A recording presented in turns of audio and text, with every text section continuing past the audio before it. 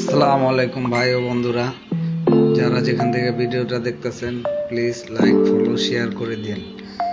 তো গতকালকে পার্সেল নিয়ে আসছিলাম বাসায় মোর্শেদ চানের খিচুড়ি। তো খাওয়ার পরে খুব ভালো লাগলো, সেই জন্য আবার আজকে চলে গেলাম বাচ্চাকে নিয়ে আর আমার ওয়াইফকে নিয়ে। তো আবারও খেলাম, ওইখানে বৈশা খেলাম। কালকে তো পার্সেল নিয়ে আসছিলাম বাড়িতে খেলাম, আজকে ওইখানে বৈশে খেলাম, ভালোই লাগলো। বিফটাও খুব সফট ছিল, নরম ছিল, খুব স্বাদ লাগলো। খিচুড়িটা ভর্তা দিয়েও খুব টেস্ট লাগলো। তো খাইলাম, খাইতে খাইতে দেখলাম মোটামুটি ভালোই লাগতেছে।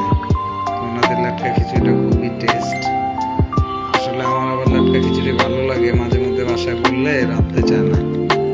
তো এই সমস্যাটা সলভ হয়ে গেল আমার জন্য। দেখা গেছে এখন থেকে মাঝে মধ্যে মনে চাইলে বাড়ির পাশে আছে মোর্শেদ চানের লাটকা খিচুড়িটা খাইতে পারবো। তো ওভারঅল সব মিলে ভালোই লাগলো।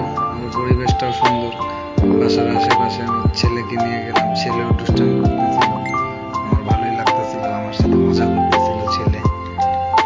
এই তো ছেলের সাথে মজা করলাম, দুষ্টামি করলাম, করার পরে ভরপেট খেলাম।